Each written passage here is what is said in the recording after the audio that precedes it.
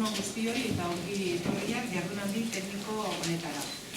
Euskal Autonomi Erkidegoan bizi diren atzerriko biztanle etorkinen inkestatik lortutako emaitzak aztertuko ditugu gaur goizean zehar. Inkesta hau 2018an egindakoa da eta ondorioz egindako lagun guztien emaitzak jasko ditugu gaur. Emaitza horiei esker, Euskadin etorkinen integrazioan erosiko dauden joera ulertu eta aurrez aurre ditugun erronkak identifikatuko ditugu. Lehenik eta behin, eskerrak eman nahi izango ikuspegi jardunaldi hau antolatzeagatik eta atzerriko biztanle etorkinen inkesta tresnari balioa ere nahi diot eman. Oinarrizko tresna bai da, immigrazioaren arloan ditugun erronkei aurre egiteko, politikak, estrategiak eta jarduera planak diseinatzeko. Ezinezkoa da, plangintza on bat egitea ez bagara gai zehaztasunez ezagutzeko, aztertzeko eta ebaluatzeko atzerritar jatorriko etorkinen bizi baldintzak. Bai Europar Batasuneko gainerako herrialdetatik datozenak eta baita ere beste lekuetatik datozen pertsonen. Conocer con carácter general las principales características demográficas, sociales y económicas de la población migrante, conocer los motivos de la inmigración y el proyecto migratorio, conocer las necesidades educativas y laborales existentes, conocer el nivel de asentamiento e integración social en Euskadi, con especial referencia a los niveles de satisfacción de la población estudiada, es fundamental para después poder articular las políticas en esta materia. Y este conocimiento básico es el que nos aporta la encuesta de población inmigrante extranjera, la EPID. Una operación cuatrienal del Departamento de Igualdad, Justicia y Políticas Sociales que viene siendo desarrollada desde el año 2010 y del que Luis Sanzo ha sido un gran valedor a lo largo de todos estos años. Como sociedad teníamos el precedente de la inmigración colonial contra el Estado español que recibimos a finales del siglo XIX, con la primera industrialización de la sociedad vasca, y la más reciente de mediados del siglo pasado también con una inmigración procedente del Estado español.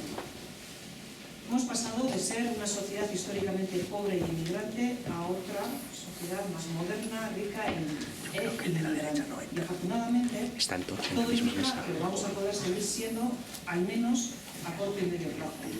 Lo que nos tiene que reafirmar en que la inmigración extranjera ha llegado y seguirá llegando a Euskadi para quedarse.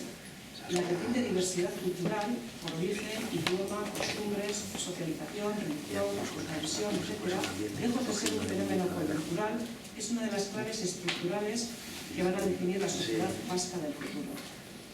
Orillar la idea de la inmigración como irrupción coyuntural es el requisito básico para la elaboración de estrategias de integración y diversidad de largo recorrido y para no generar en la sociedad la falsa idea de que es una población transitoria que está de paso. Etorkin gehienek Euskadin geratzeko asmoa dute. Datuek berretsi egiten dute. Gehiengoaren borondatea da gure lurraldean geratzea. Ez da fenomeno iragankor edo koiuntural bat. Egiturazko errealitate bat baizik. Eta horretarako berriz pentsatu behar dira indarrean dauden ideiak eta ideia horietatik eratortzen diren erroldatzeko, erregularizatzeko, berriz elkartzeko eta nazionalizatzeko mekanismoak eta prozedurak. Ezinbestean antolatu behar dira gizarteratze eta aniztasunetik kudeaketa. Lege eta neurriak irauteko borondate horrekin batera joan behar dute. Etorkinak salbuespeneko estatusera kondenatu dute. Estatus hori, gehiago dagokie bertarako errealitatearen irakurketei eta perzesioei etorkinen beraiek eguneroko errealitatea baino. La respuesta al reto migratorio es un imperativo ético de solidaridad y un imperativo normativo, pero también es un imperativo de progreso y de prosperidad. Las instituciones vascas y las entidades sociales hemos creado en Euskadi, incluso más allá de nuestro ámbito competencial, un sistema de respuesta ordenado y solidario a los fenómenos migratorios. Este sistema ni es perfecto ni está acabado, pero es integral y trata de ofrecer respuestas a una realidad cambiante. Sin embargo, siendo todo ello necesario, no es suficiente. Es indispensable seguir mejorando en la respuesta a un reto que caracteriza la complejidad de nuestro tiempo. Y en eso, pues, de eso nos ocupamos todos. Yo, antes de terminar mi intervención, sí quisiera dedicar unas palabras a Luis Soto, que hoy va a tener un especial protagonismo en este acto, ¿no? Yo quisiera agradecer públicamente el valiosísimo trabajo que ha realizado durante todos estos años al frente del órgano estadístico del departamento, en este momento el Departamento de Igualdad, Justicia y Políticas Sociales, pero siempre vinculada a las políticas sociales en muchos años con diferentes nombres, ¿no? Dando un prestigio al trabajo que se hacía desde el departamento, y eso es bueno, pues, de agradecer, es un valor que hemos tenido ahí. Ahora que te quedan pocos días antes de la jubilación, tengo que reconocer que el yuyu o el vértigo que nos da el que te marches, bueno, a mí por lo menos es bastante importante, porque siempre te hemos tenido ahí, porque siempre hemos podido acudir a ti, y nunca con cosas sencillas, siempre con cosas bastante complejas. Y has aportado, bueno, pues todo tu conocimiento, que es mucho, y siempre, bueno, no escatimando, nunca has escatimado ni esfuerzo, ni horas de trabajo, ni nada. Siempre que has visto que has podido ser útil, has estado ahí acompañando a las necesidades del departamento con total lealtad a la institución.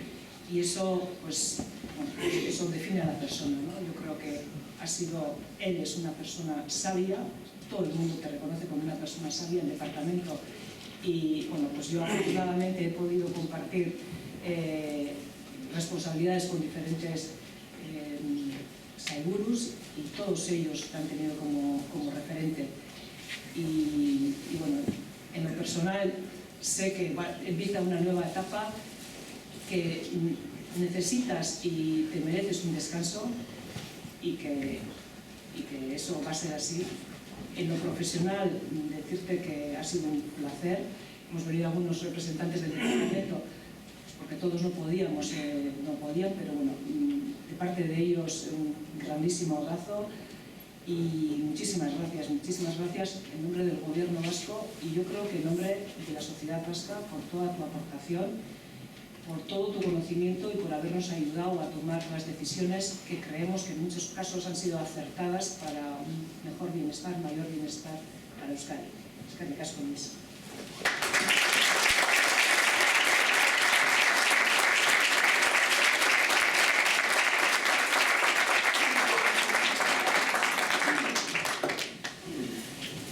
Bueno, orain pasatuko diogu hitza Gorka Moreinori, Eusko Bizkaiko Kampuseko errektoratzea.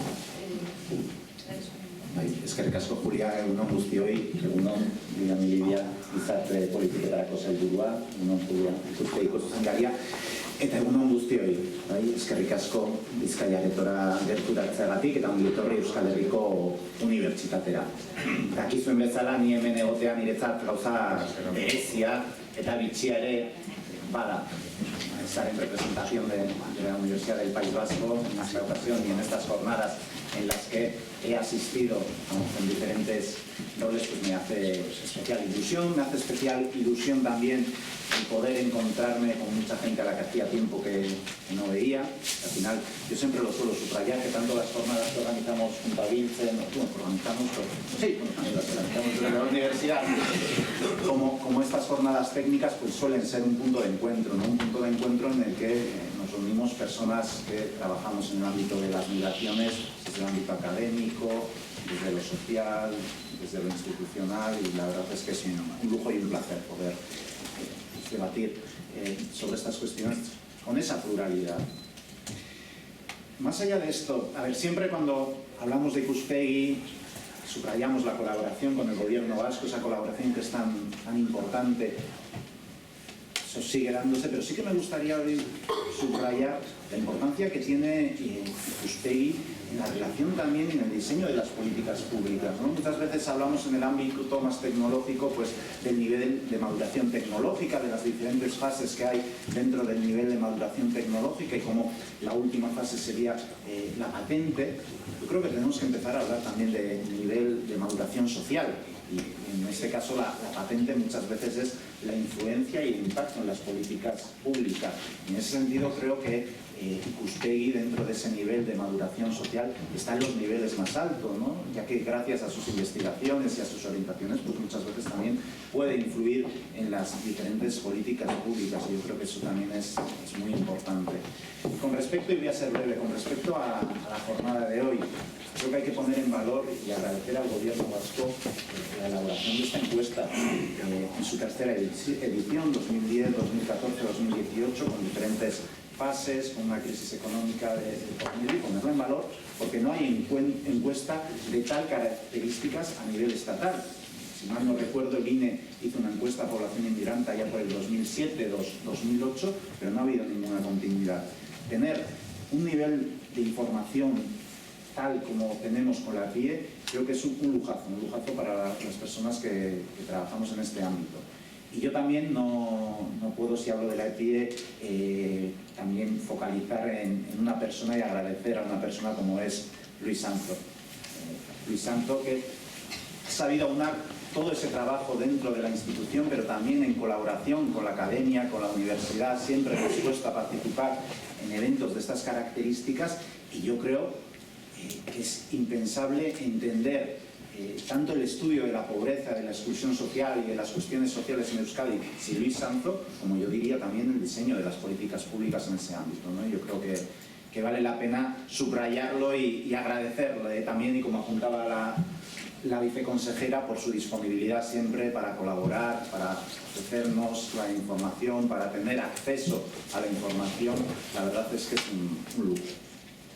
Con respecto a los resultados, no voy a meterme mucho porque luego me dicen que hago spoiler y que me emociono y no me corresponde hoy, pero sí que revisando un poquito, bueno, pues el resumen ejecutivo, me parece que en el ámbito de la integración no hay grandes novedades, y eso lo digo de la manera más positiva posible. Es decir, parece ser, más allá de que, dependiendo de los orígenes, dependiendo lógicamente y sobre todo de los diferentes capitales, los procesos de inserción, de integración son desiguales, pero en líneas generales yo diría que son bastante positivos, y creo que podemos ser bastante optimistas. Me imagino que luego profundizaréis muchísimo más en estas cuestiones y con mucho más detalle.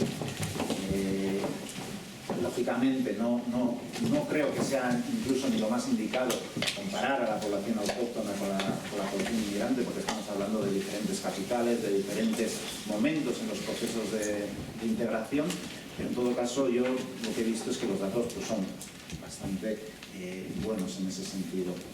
Y para ir acabando, desgraciadamente no voy a poder quedarme en todo el evento. Veo que se está grabando, así que tengo ya plan para el fin de semana. No toca Netflix este fin de semana, toca jornadas de pie. Y sin más, bueno, daros las gracias de nuevo. Estoy seguro que las reflexiones que se vayan a hacer en este espacio van a ser interesantísimas. Quedo a la espera para poder verlas. Y sin más, doy por inaugurada esta jornada técnica sobre la PIE 2018. Ni esker benetan berriz ere, ona etortzeagatik.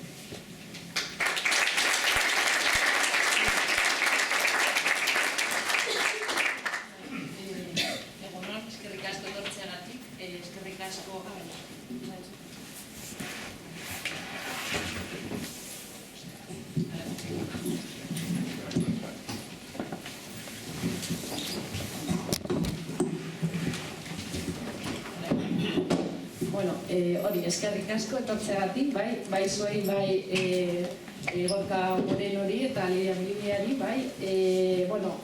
esan bezala, jardunaldi honetan itxingo dugu pizkat integrazioari buruz, eta horretarako prestatu dugu ikuspegitik monografiko bat, eta, nahiko zabala da, kaso honetan 10 kapitulo dira, baina justo hemen prestatu dugu pizka bat, jardunaldi tekniko bat, bakarrik 5 aztertzeko eta nola bai egiteko buruz. Como os decía antes, hemos organizado esta jornada técnica un poco para hablar de la integración de las personas de origen extranjero. En este caso hemos explotado la encuesta IPIE.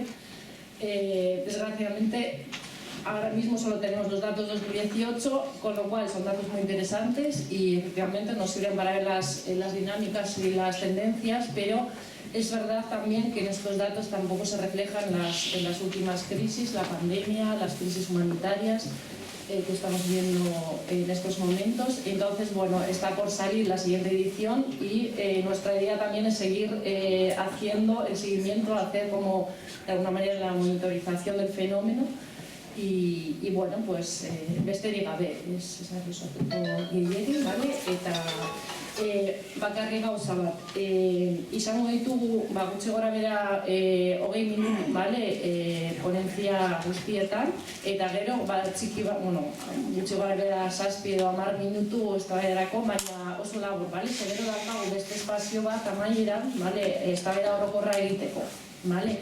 Eta gero daukagu deskantso bat, eta bueno, han kafetxo bat hartuko dugu, vale? Bastekin, orduan, mesedez esan formalak. Demorarekin, ¿vale? Lo decía muy rápido y con eso estoy terminando. Las ponencias van a durar más o menos 20 minutos, luego 7-10 minutos para cuestiones técnicas, preguntas muy cortitas, porque luego tenemos un espacio para el debate al final de la jornada, ¿vale? Y justo a las 11 tenemos un descanso donde nos vamos a invitar a un cafecito con pastas, así que bueno, para llegar a esto tenemos que ser formales con los tiempos. Eta, bueno, es que ricasco, gabe.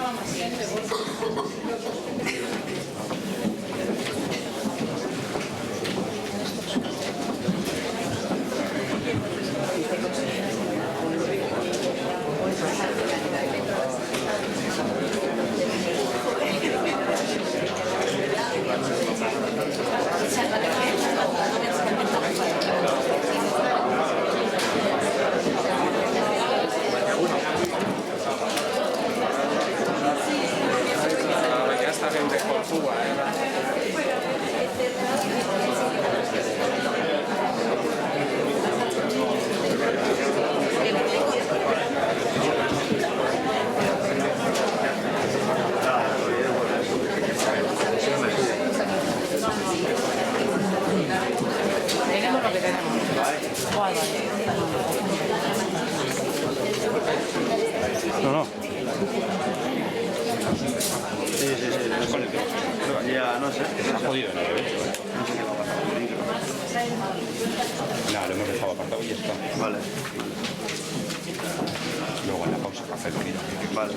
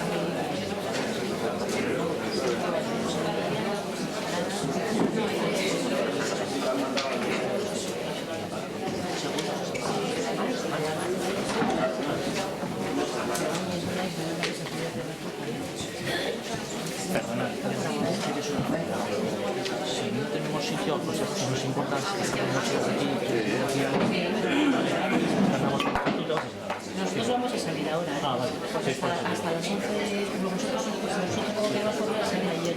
Sí, pero Pero vamos a coger en el café porque si no se nos hace tardísimo. ¿Eso nos lo podríais gestionar? sí, vale,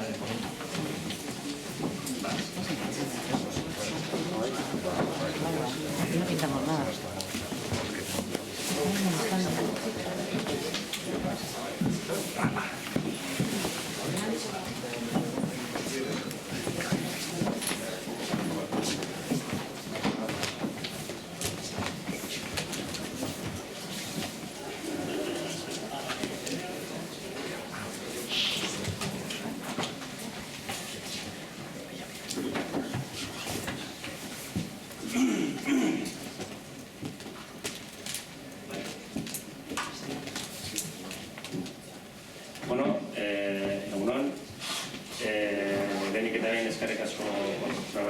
honetatik. Hasiko gara jardunaldi tekniko honen lehenengo zatiarekin, bai? Lehenik eta behin gurekin Luis Anzo izango dugu prekarietatea eta ezberdintasun sozialen gaia lantzeko. Ondoren, Ruben Laseras etorriko da enplegua eta okupazioaren gaia lantzeko. Eta hirugarren zatia, ni bukatuko dut, argezkuia ondo, parte hartzea eta relazioen inguruko gaia lantzeko. Vamos a empezar ya con la parte de la mañana antes del café. Y bueno, pues presento a Luis, aunque se la ha presentado y más que conocido, responsable del órgano estadístico específico del Departamento de Igualdad, Justicia y Políticas Sociales del Gobierno Vasco, y en gran medida un poco uno de los padres de la criatura que tenemos hoy aquí en esta encuesta EPIE, que tal y como se ha comentado, pues bueno, a aquellos y aquellas que nos dedicamos a la investigación de la inmigración en Euskadi, pues es un lujo tener este tipo de información que nos permite, bueno, pues presentar la gran variedad de temáticas de análisis sobre la migración que en otros contextos no se puede realizar, ¿no? Por lo tanto, pues bueno, Luis, eskerrik asko, me toca hoy hacer un poco aquí de control.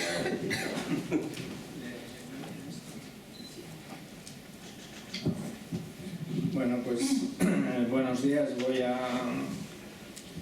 Luego comentaré un poco lo que se ha dicho de mí, alguna cosilla, lo agradezco mucho, además estar entre personas que conozco desde hace mucho tiempo y que están muy vinculadas a los debates de todo tipo sobre cuestiones sociales y a veces sobre otro tipo de cuestiones. Como soy una persona emotiva, voy a tratar de centrarme en la cuestión, digamos, que nos trae aquí, que es un poco la situación de la población inmigrante extranjera, desde la perspectiva que a mí más me preocupa, que es la parte, digamos, de pobreza, precariedad y desigualdad que está vinculada a esta población y que plantea, desde mi punto de vista, retos importantes de cara a una política o la definición y el desarrollo de una política de inclusión social. Voy a tratar de marcar un poco los puntos que a mí me parecen relevantes para abordar esta cuestión y creo que uno de ellos es importante recalcarlo y es el papel, yo entiendo que peculiar, que ha llegado a tener Euskadi en el contexto de los movimientos migratorios, no solo en el contexto español, sino también en el propio contexto europeo. Pero bueno, centrándonos en lo que es el contexto, digamos, español, vemos en este gráfico que existe un elemento realmente peculiar, y es que desde el 2008 hasta el 2020 la variación de población nacida fuera de la Unión Europea, el núcleo central de la inmigración que tenemos en Euskadi, pues realmente marca un diferencial realmente notable, no solo con respecto a la media española, sino también con respecto a lo que ocurre en comunidades autónomas centrales en España, como son la de Madrid o Cataluña. El fenómeno de la inmigración es un hecho destacado y diferencial en el caso vasco, pero no solo, porque si vemos cuáles son las comunidades donde más peso, quitando Andalucía, pues vemos que están Asturias, Cantabria, Aragón, Navarra, hay un elemento especial desde 2008. Aquí, si vemos la evolución de la población de origen nacida fuera de la Unión Europea, a partir de base 100 en 2008, siguiendo Cataluña, Madrid y Euskadi, pues vemos el elemento diferencial de la evolución, con una inmigración mucho más potente e intensa. Donde para mí uno de los elementos diferenciales es lo que ocurre entre 2008, 2014, 2015, es decir, en la fase central de la posterior crisis financiera, pero especialmente entre 2008 y 2012, que es donde se empieza a distanciar la dinámica en el País Vasco, en Euskadi, comparado con otras zonas. ¿Por qué ocurre esto? ¿Por qué de alguna manera zonas como Asturias, Cantabria, Aragón y tal tienen en la práctica de cara a este colectivo pues, más capacidad de atracción? Porque hay mayor referencia para la inmigración procedente fuera de la Unión Europea de estas comunidades autónomas del norte, noroeste, península. Hay un elemento que para mí es importante y es el papel de factor refugio que han tenido comunidades más estables, políticamente más estables, también económicamente algo más estables, en especial en torno al ámbito vasco-navarro, pero también con un elemento de potencial y capacidad de integración social diferencial con respecto a otras zonas. Dentro de ese bloque, Euskadi ha tenido un papel específico por su mayor estabilidad socioeconómica, por su mayor desarrollo en la política social, y creo que no se puede entender lo ocurrido, ese fenómeno de atracción, yo diría que todavía masiva durante muchos momentos de la crisis, especialmente hasta 2012, de población de origen extranjero, procedente sobre todo fuera de la Unión Europea, aunque en esa fase pasando previamente por otras comunidades autónomas, y que ha buscado en Euskadi pues, una salida vital. No se trata de efecto llamada, no se trata de cosas de esas, se trata más bien, en mi opinión, de perspectivas de futuro para la gente. Y yo creo que eso es importante para entender lo que ha ocurrido. Un segundo aspecto que para mí es importante es ver que nos enfrentamos, o de lo que conocemos, no es un tipo de inmigración, no sé cómo se diría hoy en plan moderno, yo un poco con mi bagaje lo diría, en términos de inmigración yuppie, hipster, súper cualificada, hiper preparada, con presencia en Twitter y en no sé dónde, diciendo más o menos lo que tenemos que hacer y lo que no. No es esa inmigración que es más propia de zonas como Madrid, como Barcelona. Aquí tenemos una inmigración más parecida a la que yo mismo, por ejemplo, porque yo fui parte de ella desde la vertiente de la inmigración, me considero un emigrante, así nos llamaban en la época, y creo que con razón. Parece más a la inmigración que nosotros representamos en países como Suiza, como Francia, como Alemania. Una inmigración pues, de gente pues, más bien pobre, con pocos recursos, a veces sin demasiada, o habitualmente sin demasiada formación, que simplemente trata de pues, buscar un futuro. Yo creo que esa es la migración que nosotros hemos tenido, y por ello tiene unas características muy específicas. Una de las características es que es una población, como vemos aquí, donde se ven los indicadores de pobreza real entre la población de origen no nacional con los datos de pobreza real de la pobreza nacional. Son datos completamente diferentes, que además van en una línea también diferente. Realmente nuestra sociedad, a pesar de la crisis, es una sociedad con poca pobreza en la parte de la población de origen nacional, que ha tenido además, incluso en las fases más duras, a mantener una línea descendente. Realmente, y lo vemos en nuestro entorno, la pobreza dura en el entorno, digamos, de la población de origen nacional es relativamente limitada. Pero no ocurre así en la población de origen extranjero. Ya en los grupos iniciales que llegaron, pues prácticamente una cuarta parte de ellos viven en unas condiciones evidentes de pobreza real, y la tendencia histórica es a una línea de incremento. Si lo vemos en términos de los datos de ingresos, que al fin y al cabo son los que más determinan las situaciones de pobreza, la línea tendencial es mucho más nítida.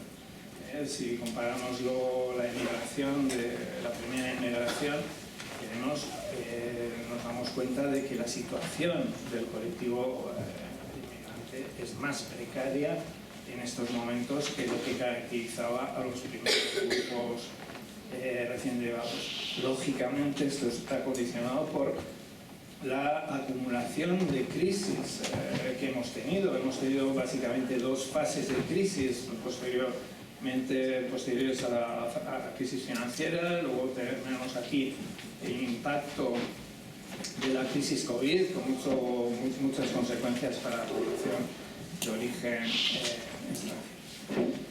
Si analizamos los datos de ausencia de bienestar, ahí es donde vemos realmente el impacto que tiene, y es un poco también lo que a mí me recuerda un poco la experiencia mía cuando yo era chaval, especialmente en zonas como Suiza. Lo que predominaba no era la pobreza en el sentido estricto, pero sí de alguna manera lo que podríamos llamar ausencia de bienestar, por decirlo en términos personales. Pues yo recuerdo que, por ejemplo, nosotros no podíamos ir a determinados sitios a comprarnos ropa, zapatillas o lo que fuera, aunque nuestros padres no vivieran estrictamente situaciones de pobreza. Teníamos que ir a determinados grandes almacenes que tenían precios pues, más o menos asequibles. Ese tipo de diferencia marca mucho, no es solo la pobreza lo que marca, también es esas situaciones de ausencia de bienestar. Y aquí vemos que la gran mayoría del colectivo, según los momentos, en torno a un poquito menos del 60%, en otros en torno a 2/3 partes, pues es lo que viven, y lo viven en un sentido de deterioro muy claro con respecto a lo que de alguna manera era la fase pre-crisis, porque tenemos que tener muy claro también una consideración. El mundo no cambia en 2008 únicamente en términos de una crisis financiera brutal con consecuencias muy...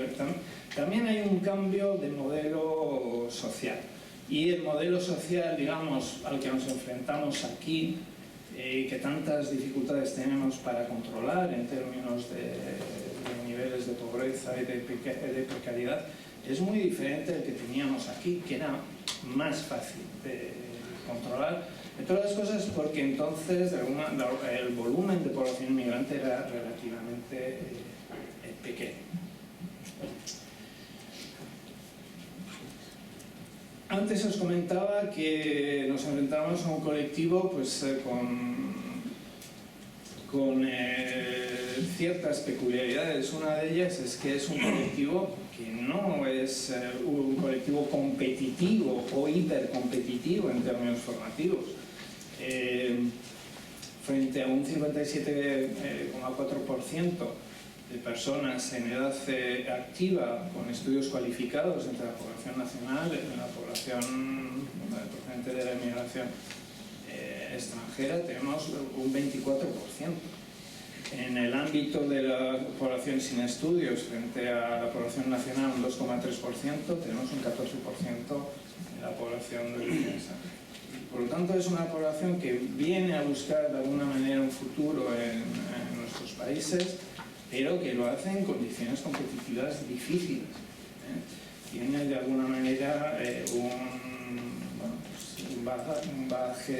capital social, cultural limitado para competir en un entorno que, por otro lado, ya digo, viene marcado por el fenómeno de las crisis y, por lo tanto, tiene una salida difícil. Si viene aquí, sin embargo, porque cree que es un entorno que, a pesar de todo, y es verdad que así ocurre a largo plazo, pues le dará una oportunidad. Es también un grupo donde el impacto del desempleo y de la precariedad es mucho mayor. O sea, aquí vemos, por ejemplo, la evolución del porcentaje de personas ocupadas en población de origen nacional, donde, a pesar de las crisis y tras la recuperación de 2014 hay una tendencia ascendente, vemos que en el caso de la población de origen extranjero los niveles de acceso a la ocupación son mucho menores, y además están muy afectados por los periodos de crisis. Durante las recuperaciones aumenta mucho, incluso se acerca al nivel de nacional, pero las crisis tienen un efecto muy fuerte.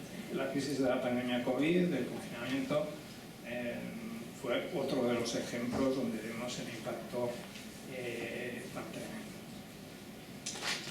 ¿Qué supone la inmigración,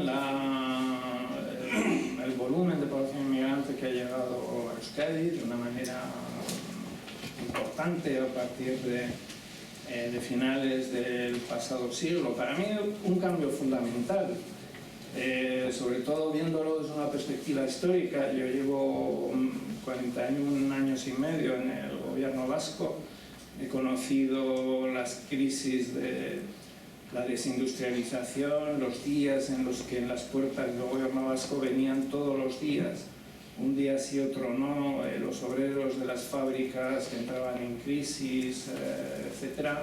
He conocido el impacto de la crisis financiera, de la COVID, lo que supone hoy en día la guerra, etc. Pues, francamente, se diría que no sé qué más podría uno llegar a vivir. Y entonces quizás eso te ayuda a ver un poco qué es lo que realmente cambia, cuáles son los cambios realmente fundamentales. Para mí uno de los cambios fundamentales, de los que quizás no tenemos esa conciencia, pero que para mí es clave, es que hemos pasado de una situación donde la pobreza, que en términos de tasa era quizás tan relevante, o al menos muy parecida a la que existe ahora, pero que básicamente era una pobreza precariedad exclusivamente de personas nacionales, nacidas aquí o llegadas aquí de otras zonas de España, a una mayoritariamente con origen en la inmigración. Si vemos aquí los datos, estos son el peso que tiene la población de origen extranjero en los datos de pobreza, aquí en los datos de ausencia de bienestar. Pues fijaros que representaban dentro del colectivo afectado, ya digo que con tasas no muy diferentes, apenas un 3% de la población en 2000, pero hoy en día representan un 56,2% de las situaciones de pobreza, un 52,5% de las de ausencia de bienestar. Con dos fases de crecimiento muy importantes, la de su llegada, que siempre viene vinculada a dificultades, tanto con anterioridad a la crisis como posteriormente. Luego una fase de cierta estabilización, en gran medida porque digamos, los efectos de la política social en Euskadi son importantes, y también porque en este periodo se paraliza en cierta forma la llegada masiva de población, pero luego con un impacto muy importante en el proceso vinculado a la crisis COVID. Este fenómeno se vincula también a volúmenes muy potentes de población, es decir, por ejemplo, tenemos más de 100.000 personas en situación de ausencia de bienestar vinculado a la inmigración, entre 60 y 70.000, según los años en las últimas fases, en situación de pobreza. Son grandes volúmenes. Y esto, por ejemplo, es muy relevante. Tenemos una pobreza que ha cambiado sustancialmente en su perfil con respecto a periodos anteriores. Un hecho que para mí es trascendental y que también me recuerda un poco a lo que vivíamos nosotros cuando éramos chavales y tal, es que es una pobreza y una precariedad con un fuerte componente infantil.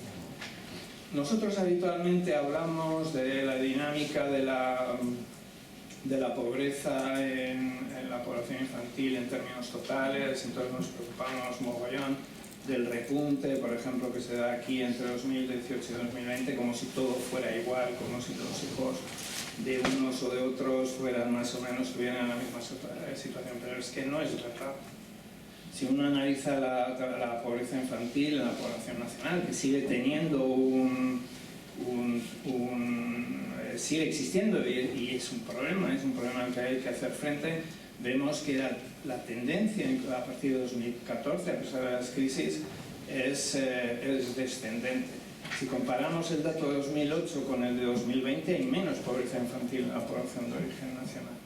Pero fijaros lo que ocurre en la población de origen no nacional, donde tenemos tasas realmente muy elevadas. Por lo tanto, la pobreza, la precariedad,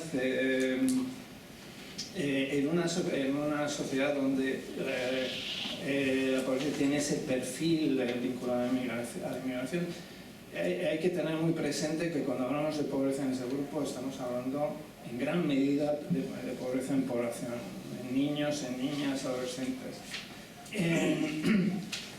Un grupo además donde el volumen de los tamaños de las familias son en general un poquito mayores. Si vemos el dato en términos de ausencia de bienestar, fijaros, ha mejorado un poquillo entre 2008 y 2020, lo cual refleja que a pesar de la crisis hay una pequeña clase media en posición de bienestar, también este colectivo, pero fijaros que llegamos a un 72,5% en 2018 de población de precariedad infantil. Son datos realmente muy elevados. Este proceso también ha llevado a una sociedad más desigual. Si uno ve los índices de desigualdad a partir del 2008, son índices que tienden hacia arriba, y uno se pregunta por qué. Pues está muy determinado por el fenómeno migratorio y por las características del fenómeno migratorio. Aquí vemos los datos del índice de Gini, donde entre 2008 y 2020 aumenta 3 puntos prácticamente. Pero si vemos, digamos, en la población nacional desciende. Si quitáramos, digamos, a la población extranjera, los niveles de desigualdad dentro de la población nacional descienden. Especialmente en determinados grupos donde además no se espera eso. Por ejemplo, la población de menos de 45 años, la contribución al Gini tiende a la baja, como luego también ocurre en la población mayor. Pero en la población de origen nacional aumenta en prácticamente 4 puntos. Entonces, nos enfrentamos a una situación que también explica el porqué de la desigualdad. Es decir, que de alguna manera esta desigualdad supone o está vinculada a una población que no va al ritmo de la población nacional, que tiene más dificultades, que se queda pobre. Estos son los datos objetivos. ¿Cómo se percibe la situación de precariedad entre la población inmigrante extranjera, que tiene otra percepción, que busca otras cosas, que tiene una visión probablemente más a largo plazo, incluso generacional, de mejora a través de la población más joven y así? Pues si vemos, por ejemplo, aquí los hogares que se consideran pobres entre la población de origen extranjero, y aquí los que se consideran al menos más bien pobres, voy a centrarme aquí, subió mucho la percepción hasta 2014. Posteriormente la recuperación se tradujo en una fuerte caída. En términos de expectativas la situación fue mejor que en términos de indicadores objetivos, pero fijaros el bloqueo, las consecuencias que tuvo la crisis COVID, volviendo a niveles tanto en percepción más o menos relativa como en términos de consideraciones de posiciones muy pobres o muy pobres, supuso un mazazo para esta población. Mejora la situación con las nacionalizaciones un poco, pero no mucho, y esta es una de las características que para mí me preocupan más, que es que de alguna manera, si vemos aquí la incidencia de la pobreza real por origen de la población, vemos que en la población no nacionalizada, extracomunitaria, las tasas de pobreza real son muy altas, 36,9% frente a alrededor de 3% en la población de origen nacional, tanto Euskadi como del resto, y la población nacionalizada está en medio, pero en realidad con niveles muy elevados y mucho más cerca del resto. Este es un poco el contexto, un contexto que a mí me preocupa de cara especialmente al futuro. futuro y creo que hay que debatir un poco la nueva estructura social en el contexto de migración y su precariedad. Sí, ya sé que es el fin, me queda una semana. Bueno, y aprovechando eso, en base a eso voy a aprovechar 2 minuticos solo. Para mí aquí hay un riesgo de consolidación de una sociedad dual que tendría consecuencias para la integración social nacional en Euskadi. Lo vemos en el resto de Europa, los países que han pasado por esto, vemos las implicaciones, las consecuencias y por lo tanto el aceptar, asumir como inevitable la existencia de esta sociedad dual, no pelear por minimizar su dimensión y sus consecuencias puede suponer un problema. De ahí la necesidad de una política social integradora que se hace, y yo creo que la política social que se ha hecho en Euskadi es un buen ejemplo de política social integradora, pero hay que ser conscientes también de que no todo puede hacerse desde la política social. También es necesario cambiar o, digamos, limitar los efectos negativos vinculados a las estructuras económicas generales para poder hacer realidad la integración.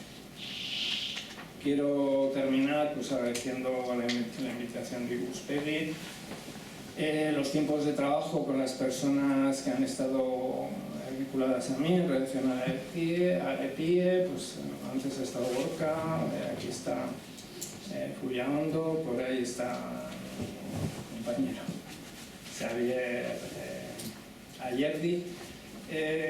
Quiero señalar al final un hecho que también para mí es importante. Si uno analiza las personas que pelearon por lanzar la EPIE, por hacer la realidad, las que estuvieron en el diseño, incluso en los trabajos de campo, en los análisis, hay muchas personas de mi generación, son personas de una generación específica, que fuimos parte de lo que se llama transición, el fin de una dictadura. Creo que para nosotros había muchos componentes que motivaban nuestra actuación: la perspectiva de una sociedad mejor en lo social, también la perspectiva de una sociedad democrática y libre. Creo que era más importante para nosotros que hubiera libertad política que el hecho de que nosotros impusiéramos nuestras políticas durante mucho tiempo, por no decir